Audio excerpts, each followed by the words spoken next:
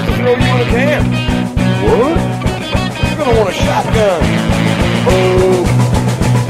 What? One automatic rifle and a lot of ammo. Gun? We're all set to riot. Buy a gun before you lose your Second Amendment. Buy a gun. They'll burn you out like a Waco. They'll stick your ass in a camp.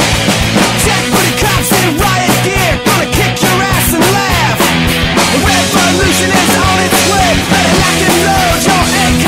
Buy a gun, buy a gun, buy a gun, buy a gun, buy a gun, buy a gun, buy a gun before you wish you bought a gun. Buy a gun, buy a gun, buy a gun, buy a gun, buy a gun before you wish you bought a gun.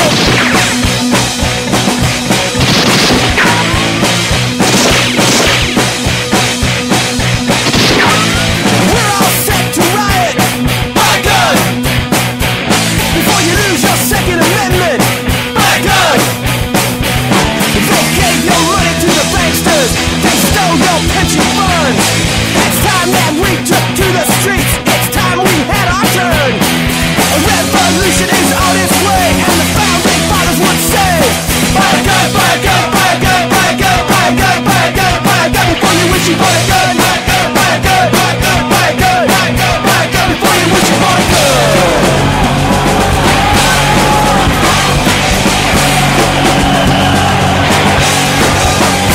You gotta riot in the streets. Revolution's not clean and neat. You gotta riot in the streets. Revolution's not clean and neat. You gotta drag them through the streets. Ladies and gentlemen, it is Tuesday. It's Primer Time. My name is Michael. And I am Nick, and I'd like to say a good hearty welcome to our listeners in Ferguson, Missouri. Hey, what's going on, people? Hope you got a shotgun. Let's give a shout out to all our listeners. Everybody in Canada, everybody in the United States, everybody in Mexico, a couple people in Nicaragua. How you guys doing? Everybody, hope your house didn't get torched. Hope you're not a part of the mess in Ferguson. Tonight we're going to deal with home protection and devices for such. I think that one of the things that we've learned from a lot of these riots, Michael, is that the cops are not going to be there to help you protect your property. They're only going to be there to arrest the guys who are stupid enough to hang around longer than everybody else. Well, Nick, I listened to Scanners last night as these riots occurred, and it's far away from me. I didn't listen to any local scanners. I listened to the scanners of the area that was in flames. And very early on, the police developed a hot zone, and in this hot zone, cops did not enter. And several calls of distress came out of that area, and cops said on the radio, we are not going in that area. We are the only unit. We are not going in that area. So they're not there to protect you. They're there to get there and do paperwork after the mess has happened. That's right. And I think that, there was quite enough of a warning that the fans, the flames have been fanned for so long on this that anybody who didn't heed the call to either A, protect themselves or protect their personal property was probably doing it for one of two reasons. And everything is speculation, but everybody's entitled to their own opinion as well. And mine happens to be that any of those buildings and businesses that didn't do the due diligence of boarding up were probably trying to collect on the insurance money. I do agree with the Jewish lightning aspect of the whole thing there. I see that happening. They had 3 months of nonstop indoctrination that town was going to burn. Yeah, and what's interesting, and it was sure enough did. Yeah, but the interesting thing is I listened to a local news report that came out of St. Louis about 2 weeks ago. And individual that was from one of the local affiliates, I think it was a CBS affiliate that was out there, said, once the big microwave trucks from the major networks left, things calmed down. And that kind of follows the MO of a lot of these professional protest organizations. Well, that kind of brings to mind some of the things that I saw last night. Everybody saw the quite grabbing and dramatic footage of the police car on fire. Yeah, and or the one that was getting rocked until they got hit with some CS or tear gas. Well, but the car that was on fire, Right. that car burnt for a good long time. And I've seen a car fire before, and I know exactly how long a car fire lasts. Doesn't last that long. That car burnt for a good 4 hours, as if it had a trunk full of oak or some Presto logs from the dollar store. Which, by the way, they hit $2 stores. Yeah. They torched the Family Dollar and a Dollar General. Now, where are you going to get your off-brand SpaghettiOs now? The humanity of it all, and you know the huge manatee. That's one of the things that I think that it to me it's just a testament to the idiocy of the people that decided to go ahead and do this. Because number one, if you've got a problem and you've got a genuine beef with the outcome of an investigation, why are you torching your own town? Why are you torching the local businesses who are made up of people with your same skin color? Why are you not going after the people who you feel caused this whole situation? I mean, I'm disturbed that they torched a Taco Bell, they torched a beauty supply and wig extension place, they torched an auto parts store, both in O'Reilly's and a Vato Zone, and they torched the tire and rim shop. But the banks are still standing, the tax office is still standing, and the city administration building is still standing. I hope you all enjoy the freebies you got from Toys R Us. That's the last time. I don't think anybody's ever going to build another damn thing in Ferguson. Well, not if they're smart. And Michael, we were talking about some of the historical incidences where folks have been called on to defend their personal property, and the one that we keep coming back to from time to time is the Los Angeles riots after Rodney King. All throughout the area of the Los Angeles metroplex, there were riots going on. Predominantly in the Crenshaw area, but then even going out as far as a sundry and assorted group of small communities, and I believe we used to live in some of those. And the only folks that I really remember standing up and defending their property were the Korean immigrants to Los Angeles who said, "You know what? Not on my watch." And the Koreans banded together, and they used some evil black rifles and some even more scary handguns. And guess what? Those Korean stores are still standing and dealing cigarettes and liquor and hair weaves to people in the central Los Angeles area today. Their houses did not burn. Their buildings did not burn. Their livelihood was not threatened. Right. And that was all because they did the due diligence of taking the time to protect themselves and their businesses. And how did they protect it, Michael? I believe they used firearms, Nicholas. I believe they used firearms and prominent displays of the firearms. And a couple of guys with firearms, to be accurate. Yeah. And I think that a lot of people are now starting to really, really see it's not even a utility of owning a firearm. It's a necessity. If you are legally able to purchase and own a firearm, you are basically taking your life into your own hands if you choose not to defend yourself. If you decide that you want to go ahead and you put your faith and trust in an outside agency, you are really rolling the dice. Well, what's the saying that the average response time for the 911 system call in the United States is 23 minutes for a cop to arrive at your house? Yeah. Well, I tell you what, 158 grain out of a 357 Magnum moves at 1,450 feet per second. That's a hell of a lot better than a cop. that is a much quicker response time. When what the other saying is, when seconds count, the cops are only moments away. Yeah. Yeah. You better carry a gun because the cop is too heavy. Bankruptcy and donut fees. Yeah. And one of the things that I think that we kind of alluded to at the beginning of the show is the different types of home defense firearms. And the one I want to bring up first off is probably you look at the AR series, and I think that for any intents and purposes, anybody smart in Ferguson, if you're living in an area close to where the riots are happening, or if you could be easily affected by them, you want to give yourself the largest opportunity to defend yourself and put the odds in your favor, and that would probably be with an AR. Reason is, Number one, it's very simple to operate. Hundreds of thousands of U.S. servicemen members have come back and are members of our own community. They're very familiar with the weapon system. They can take it apart, clean it, maintain it, teach others to do it, which is probably very important. And then also the ability of the weapon system itself to provide a sustained rate of fire in the event that you need to have a massive volume. That, to me, is hands down the best weapon to be able to have in a home defense type situation. Well, and then we also have to look at what your home is, because an AR-15, while it has all these benefits, may not be the best thing to use if you live in an apartment. Sure. And that's one of those things that, dependent upon your situation, you may decide, hey, I don't need something that's got a 20-inch barrel. And that's one of the things that's good about the AR platform, is that you can configure it 20, 18, 16-inch barrels and still be able to put a serious amount of firepower in whatever direction you want it to go and relatively have accuracy and the ability to just put whatever's coming at you down. And that's one of the things that I think is, as evidenced by last night.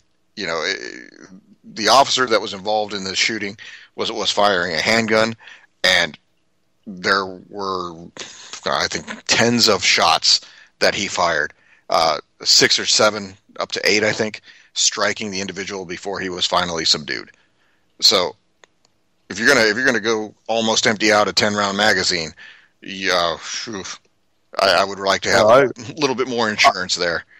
I hope you have your target firmly in sight and you make the bullets hit where they count. Yeah, certainly. That's all you've got. Certainly. And then again, Lord forbid that you're getting pummeled in the inside of a car and having to reach for a sidearm to defend yourself. That's a bad day. Some of the officer statements just don't ring true with me. Yeah, they don't. But you know what? That's one of the things that I look at is that these guys, you've got a panel of citizens from that community. Race didn't matter, because any one of those folks could have held up proceedings, but they came to pretty much an agreement that allowed what the county prosecutor came out and said was that they poured over everything for 70-something hours of testimony in 25 days, and they all came to the agreement that this guy was acting within the bounds of his duty and was not at fault. I believe that decision was made. I don't know. You've got a lot of you've got a lot of federal interference, is what we call prosecutorial interference. When you've got the head of the Justice Department showing up, telling you that you're going to have your department investigated. You must be referencing Criminal Attorney General Eric Holder. Why, bam! You're on target tonight. So, you've got interference from a federal agency, and then you've got interference from the chief executive himself.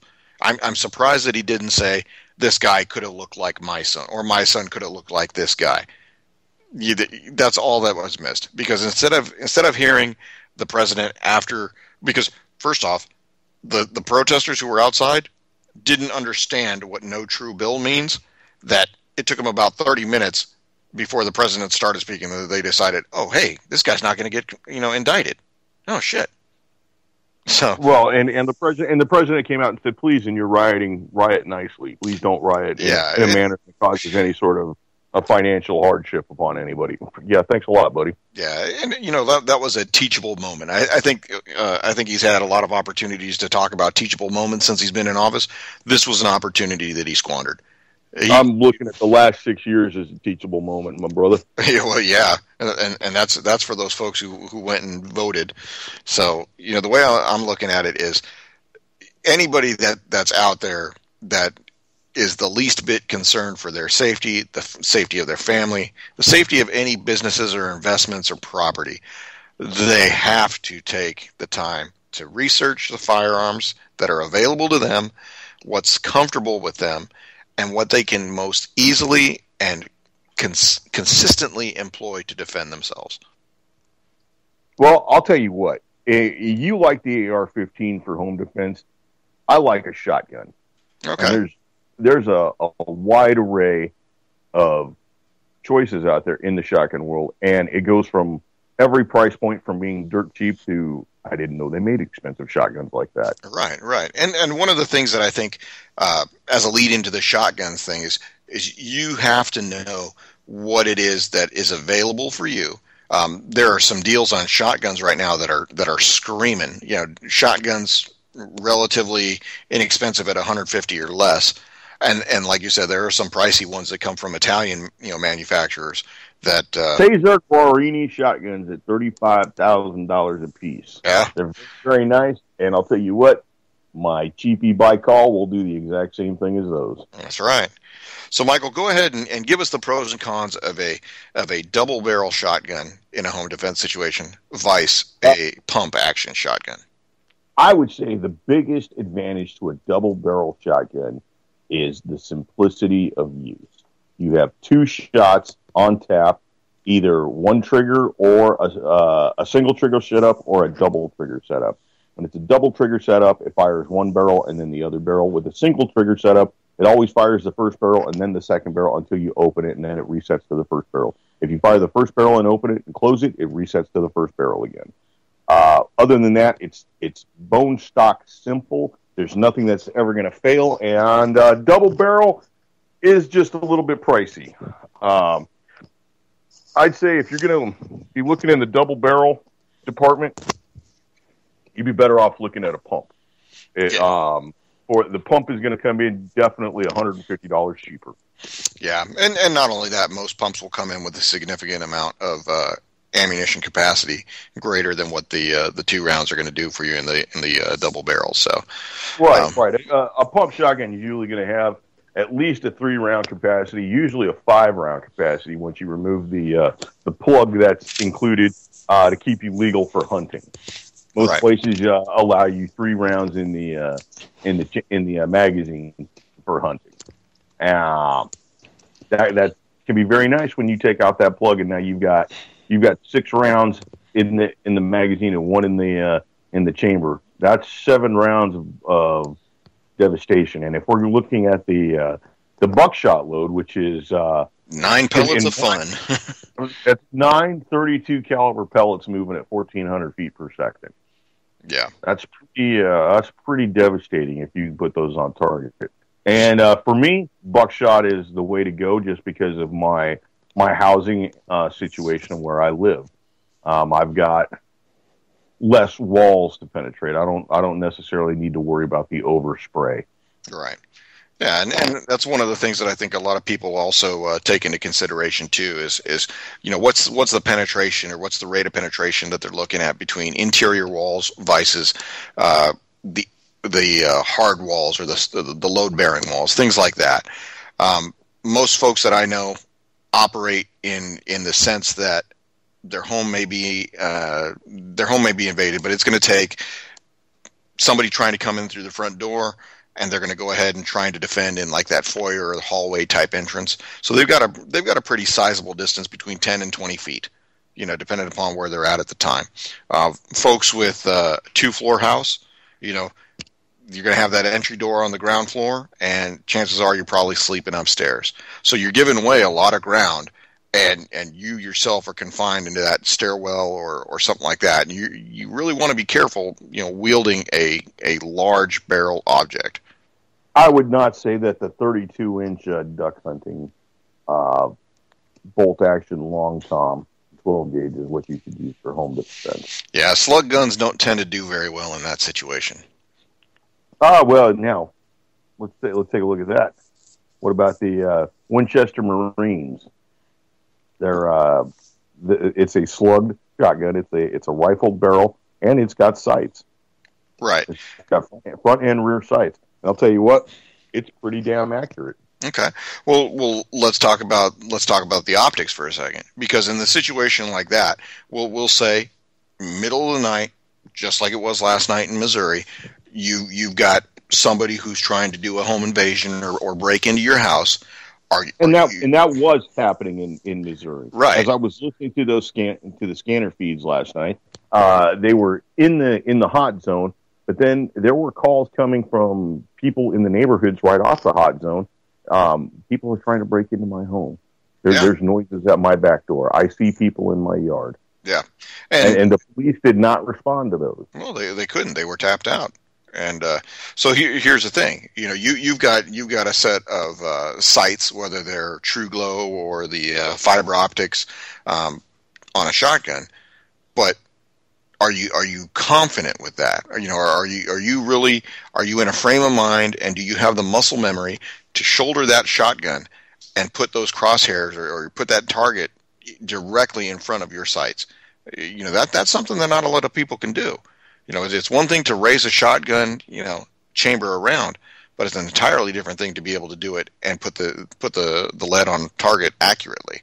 So one of the things that I think is a worthwhile investment is probably a red dot or a laser, and you can get those fairly inexpensively nowadays. I think you can go with some of the cheapest. I think have been by BSA, and you know, I'm not attesting to their quality, but if you're on a budget and you want to have something that puts a dot or something visible to you that can cue your eyes about where you need to have that barrel pointed, that's a worthwhile investment in my book. I would almost say that I would eschew optics on something like that, and I would rather the person spend the money that they would have spent on the optics or the extra vision, and they would have become familiar with their weapon through training. Sure, certainly, and that's what we would do ahead of time. But in the meantime, and in the point of performance as trying to defend yourself, you got to go with what you got. I agree. I'm not necessarily a fan of optics and the laser sighting systems and such, just because I think they encourage bad habits. Sure, certainly. I think, but in a pinch, they're probably the best thing that a person could have.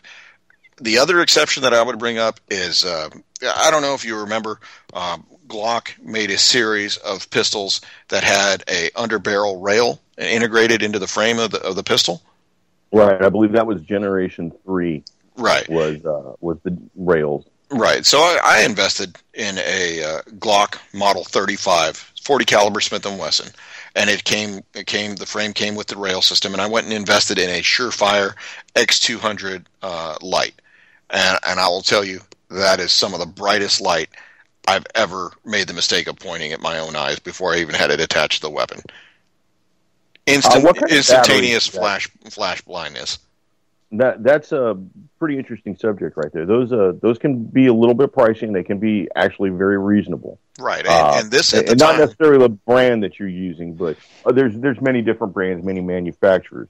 But I've found that a lot of the higher end brands, such as Surefire, would be somewhat dependent on batteries. Right, and it's dependent upon batteries. It's the CR32 battery. I want to say a little flat looking watch type battery. You know, I've had the same batteries in that since I bought it in 2004. Where we are 10 years later, and I have the same original pair of batteries in there, and the light still works. Now, granted, it's an LED bulb, but the same batteries work. So that to me is a testament to the design of the inherent stability of the platform and just the efficiency of the electronics. I think that's probably everything that I invested into it, I've gotten out of it. Well, as long as you feel good with it, that's really what counts. Yeah, and certainly, and the thing that gives me confidence in it is that, number one, if I point that in the direction, it does two things for me. It gives me a good illumination of my target, and it certainly blinds whatever is there looking back at me. I could understand that. I have a problem with projecting a large white light to the front, as it makes a large target. Well, the only thing that I see from the opposite end is, there's just, there's a big orb of illumination, but it's so bright it obscures the target behind it, and I feel confident being able to use that if I needed to, without a doubt. I would certainly employ that. I would almost, me personally, I'd almost choose to have a mag light in an opposite hand. Yeah, and that's one thing that I think that if you're confident in your firearm, I've seen a lot of different tactics, whether it be from law enforcement guys that hold the mag light in the one hand and stabilize the shooting wrist and across, or that to me, I don't have any experience doing that. That's not how I fire my weapon. I'm a two-handed shooter kind of guy, and I want to make sure that I give myself the most stable platform, and that's just the way I do it. Well, and outside the firearms world, there are steps you can take to help your home be a little more defensible. Buy some lights. Yeah, certainly. There's many kits out there that aren't completely 100% dependent on your hardwired power. There are lights that will have a battery in them, and your power goes out, and you still have motion detector lights. Yeah, certainly. That's a pretty handy thing to have. There was power outages in Ferguson last night.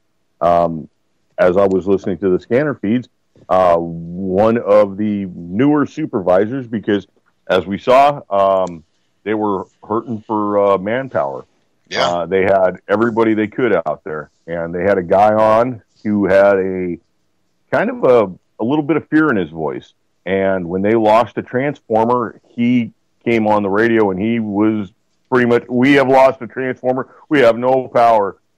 Please help us." Yeah. Avoid that situation. There's motion detector lights that have a small battery that will give it another 4 hours of running time. That's usually enough to get you through to the early morning. And that's not very expensive. You can get a whole set of those lights for about $90. Yeah, and like I said, it goes back to preparedness. That's just, you can't say it or stress it enough. The amount of money and time that you invest in getting yourself familiar with your own situation and with your own means of defense are going to pay dividends down the road. And try and do it early. Because as we've seen in the last 2 weeks, especially in the Ferguson area, Walmart has quit selling ammunition and firearms. Many of the pawn shops have quit selling firearms and ammunition. Gun shops have been closed for the last 3 days. So if you didn't have it by now, you weren't getting it. Oh yeah, and that's one of the things. You either buy early and avoid the rush, or you're going to get gouged, and or not even be able to purchase anything. Remember, just a few weeks ago, we were talking about that shotgun that wasn't anything great, but it did go bang. Sure, I believe it was a 20 gauge Savage, as we were discussing. That probably has exactly what we said, maybe a 4-round, 5-round capacity, and it's just a plain Jane simple pump shotgun. That was $150. I'll bet you last night you could have sold that shotgun for $700. Oh yeah, certainly in that area, and depending upon the level of fear that the buyer had, might have gone even higher. Absolutely, and I'm not advocating gouging anybody, but I mean, these things have a value, and the value is not set in stone. It is fluid. You paid $300 for it 2 years ago. Does not mean that it takes the same amount of depreciation that everything else does. This is not a washing machine. The use doesn't necessarily detract from its value. No, and that's one of the few commodities that actually works that way, besides Harley Davidson's. And you know what? Just a little quick aside, I can make any Japanese motorcycle run like a Harley Davidson. All I got to do is loosen up the oil nut and chuck the keys into the neighbor's yard. It will do the exact same thing. It will leak oil in your driveway and never move. but it won't be chromed. Probably. Yeah. Everything's chromed now. Everything is chromed. So, Michael, I want to take a couple seconds. It's halfway into the show here. I wanted to give a good business report. Oh, I'd love to hear it. All right. So a couple weeks back, I told you about the unfortunate demise that my binoculars had befallen, and I had a set of Steiner Ranger 8x56, so 8 times magnification and 56 millimeter objective lens. Really rugged, nice pair of binoculars. You might have seen them being used by some of the service members on TV. Bought those in 2009 for roughly $575. Somehow they broke. Don't know what I did. I think I knocked them from my truck, and they just hit something on the way down, and they broke. Well, I am here to tell you that Steiner is a stand-up company, and they stand behind their product. So explain what they've done for you. All right. So I called their customer service, and I was really, really concerned that I was out nearly $600. Called their customer service, and I say, hey, I've got a pair of Steiner binoculars that I've got the warranty information on, and I want to go ahead and send them in for warranty service. And they're like, okay, no problem. And I just kind of was taken aback, and I'm like, okay, I expected more happen. Yeah, I certainly did. I was prepared for it. So I said, well, okay, what do I need to do? And the guy said, just go ahead, go online, fill out the warranty repair sheet that we have, send it to us, pay for the post, send it to us, and we'll take care of it. And I said, okay, well, let me throw a wrinkle in here. I've got a model that I can't see being sold in the U.S. It's only being sold in Germany. The guy's like, no problem. If we can't get you that exact same model, we will go ahead and get you the next comparable model. And I'm sitting there thinking, okay, maybe they're gonna go back on the magnification, or maybe they're gonna give me a smaller lens size. Well, I think no more than 3 weeks it's been since the day that I sent the binoculars in. They have returned to me today, and I was sent a pair of Night Hunter Extreme 8x56 nitrogen-filled binoculars, and these online retail for $1,300. So I have probably 2 generations newer binoculars at a significant markup for no cost to me. Well, congratulations, and good job on choosing a quality manufacturer. Yeah, certainly. And anybody that's out there that's considering optics, well, Steiner's not paying me to say anything, but I'll tell you what, they stand behind their product, and their customer service turns stuff around pretty quick. I was worried. I literally use those binoculars for sightseeing with the family, use them for hunting, use them in the field with my job, and I was bummed because I broke them just right before hunting season started, and now I've actually got them back in. I'm pretty excited. I opened the box today. Everything is there that you would expect to be there, and new warranty information, another 10-year warranty, and everything is as good as I could hope for. I was really excited. Well, that's pleasant. It's kind of sad to say that that's rare that you get good customer service from a retailer or a manufacturer. But congratulations, you made a good choice. Yeah, I'm like I said, Steiner will always have a loyal buyer in me, and never used any of their rifle scopes or any of their other optics other than their binos, because that's what I had used when I was in Iraq, and I was familiar with the product. And I will tell you that I'm excited to be able to take these the next time I go out. Well, I am glad that you got some sort of satisfaction with that. I've had my own issues with certain things, and there's certain companies that I won't mention right now. And there are certain companies I will mention that, such as CCI, ATK Federal, that have taken care of problems. Lickety split.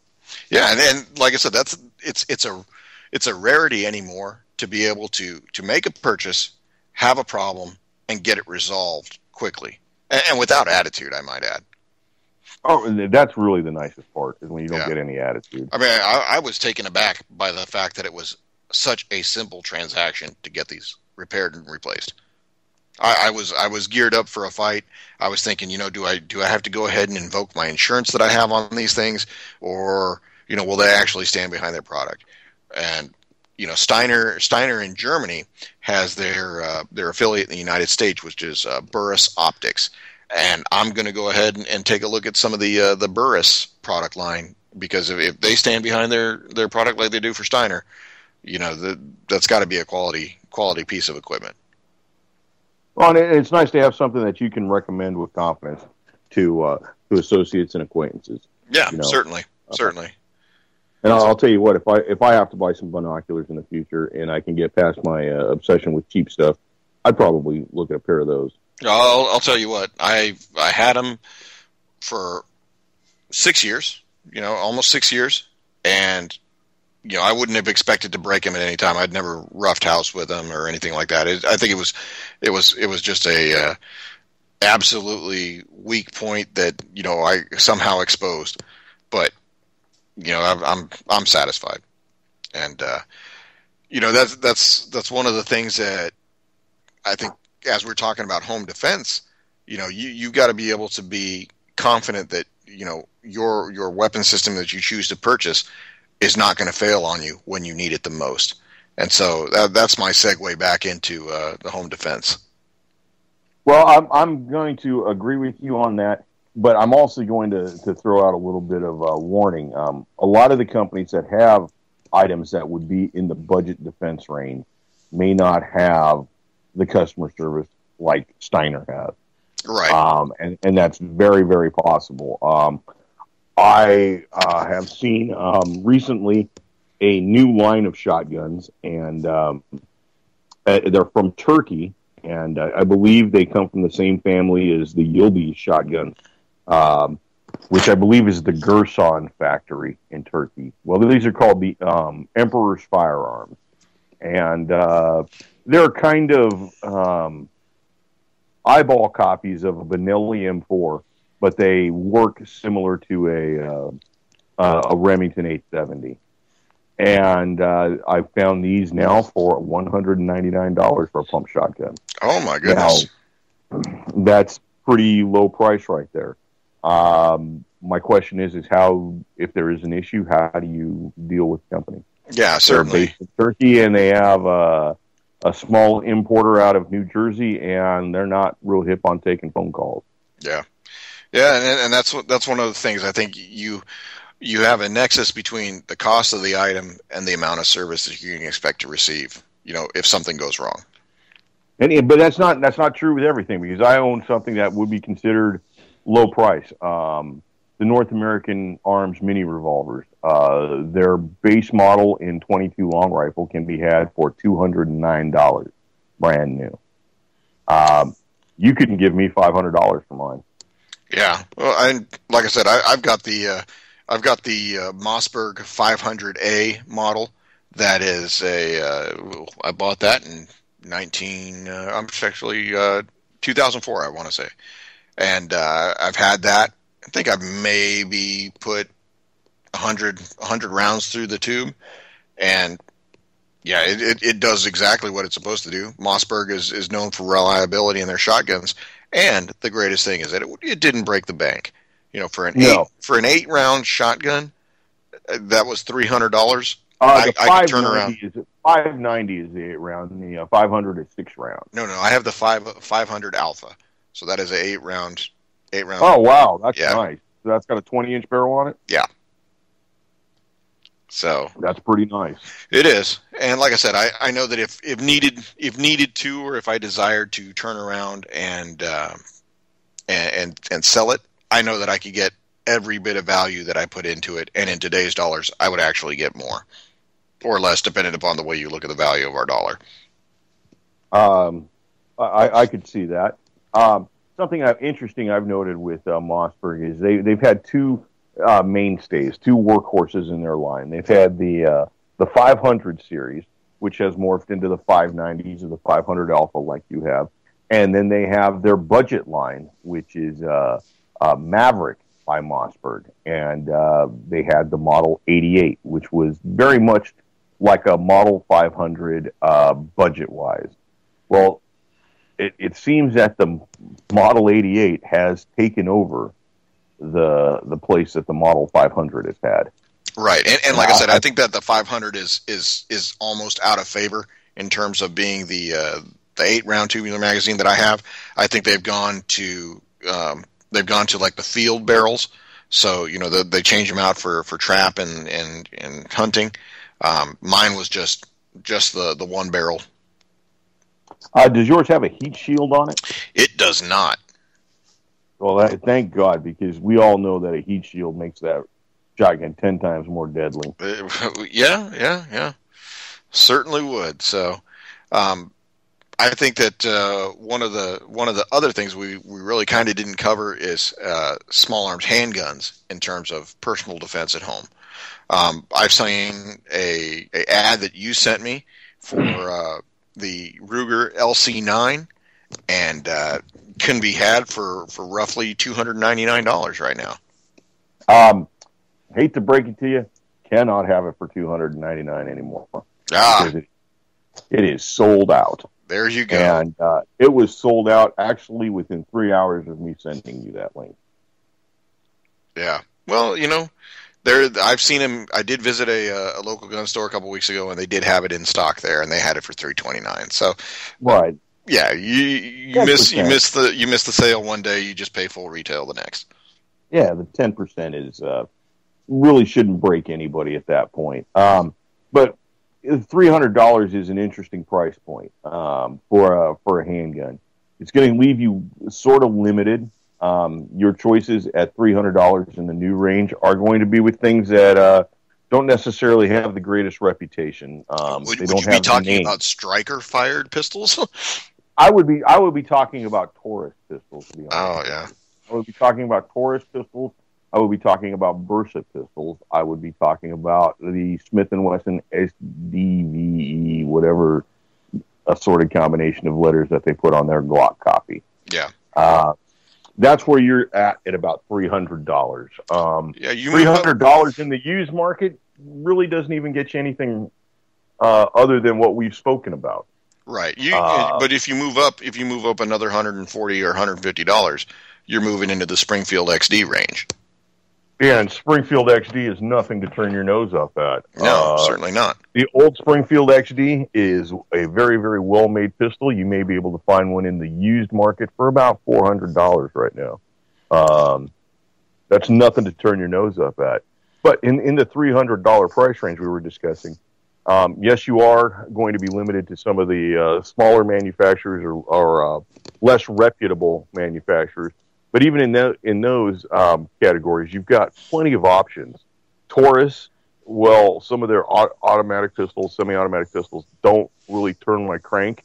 They've got a lot of issues, lots of history of issues. Their revolvers are top-notch. Okay. A Taurus Model 85, which is a concealable 2-inch barrel, will be comparable to a J-frame Smith, which is the old cheap special snub-nose revolver. Okay. That is a serviceable, well-made pistol, and it comes in at $285 brand new. Oh, so that's a worthwhile investment, I would say, for somebody on a budget. That you probably aren't gonna go wrong doing that. The ammunition won't break you. There's plenty of variety of ammunition, and the firearm is reliable enough that you're going to get your use out of it if you so choose that. $300 in the auto pistol market. If you've got $300, I would stick with a revolver. Right. Yeah.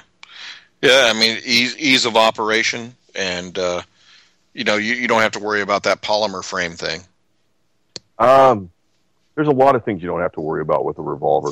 The $300 new semi-auto pistol market is just not anything that I like in a serviceable 9mm 40 caliber 45 ACP market.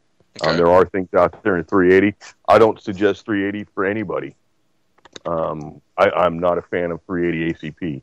It does not pack the gear to serve in this man's beloved Corps. All right. So then what's your thoughts on the 10mm that's out there? I think 10mm is overkill. Okay. I think 10mm in the same realm as 44 Magnum. Okay. It's very nice to have, and you've got the biggest boy on the block, and you'll shoot it 6 times a year. Yeah, you're not gonna want to deal with anything bouncing up off the back of your. It doesn't get carried. It definitely doesn't get shot. It's too expensive, and to be honest with you, stuff in 10 millimeter usually has a tendency to break. Yeah, Something will break. Yeah, I've seen what kind of goes we call it the Holy Trinity around here.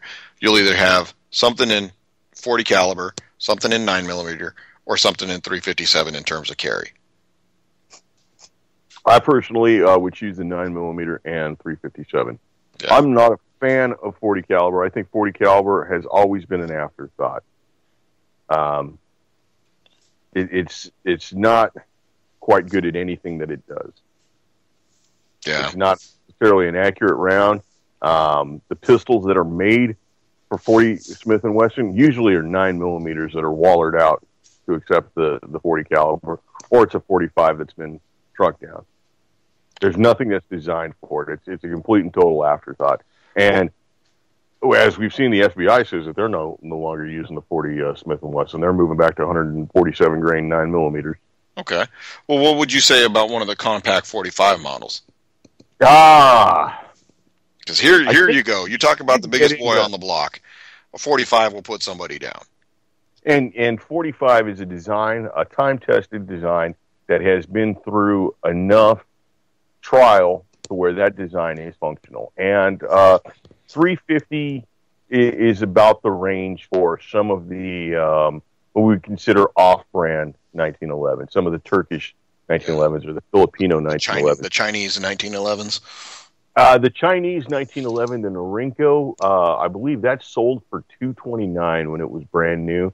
And if you could find one now, you'd be lucky to pay $800 for it. Wow. I've got no issue with Chinese weapons. Chinese weapons are not like Chinese tools or Chinese shoes or Chinese food. It's quality. I've never had a problem with anything Chinese. Yeah. I've played a lot of Chinese stuff. Yeah, I have an inherent distrust of anything Chinese, so I understand that. There's just certain things they've always worked in. And to be honest, the ban in what was that? That was 88, and then in 94. Yeah, that pretty much pushed Norinco out of the country. Right, that was the assault weapons ban. Right. I believe that aside from whatever the accusations at Norinco were, I do believe that was a kind of a deal with the government and our gun manufacturers to kick Norinco out of the marketplace. Because they wouldn't have the profits that they're having right now if there was the option for the consumer to spend $550 on a brand new Glock or a Chinese Glock for $329 that does everything exactly that the $550 Glock does. Yeah, at a considerable cost savings. Part of the issue was the Chinese had perfected their version of the M4. They call theirs the QCB 14, or the QCB 15, or the QCB 16. There's three different versions of it. That's a complete copy of the of the Colt AR-15, and it's a good copy. And that comes in. They sell that in Canada right now, basically through Marstar Import, and even in Canada, where the dollar undergoes the transformation into the metric system and all that, you can still buy one of those for less than $450 in Canada. Yeah, and that's one of the things, talking about importers and some of the manufacturers that really don't have a strong presence in the U.S., but they got an importer. Baikal is really imported into Canada very heavily. Baikal makes some great firearms, and that's one of the firearms brands that you don't tend to see here in the United States. You do see Baikal, but then they're also underneath the restriction that our loving government has put upon the Russian firearms industry. Yeah, it wasn't necessarily the firearms industry. It was the folks that were heavily aligned with Putin and his banker buddies. So every one of them has quite a bit of shares of stock in these companies, so or controlling interest even. That Izmash, which is the manufacturer of the original Russian AK-47, they own Kalashnikov concern. Izmash was spun off and turned into Izmek, and Izmek is now owned by a London businessman. Yeah, there you go. So that skirts the law. So maybe we will see the import of the Vityaz 9, which is something that I'm becoming rapidly infatuated with. Vityaz 9 is an AK pattern rifle in 9mm, and that turns my crank something fierce. Yeah. Now, is that the 9x18 or is that the 9x19? That would be 9x19, 9mm NATO Parabellum, all the confusing names. 9mm Luger, whatever you want to call it this week.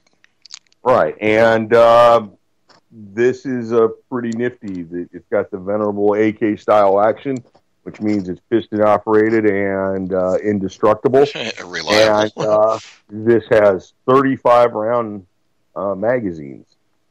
Wow.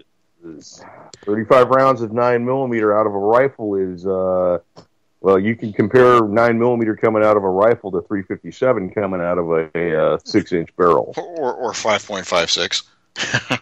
5.56 moves a tad faster. That's, you're looking at a 55 grain bullet moving at 2,100 feet per second, and 9mm pushing, anywhere from 115 grain to 147 grains out of a barrel, a long barrel.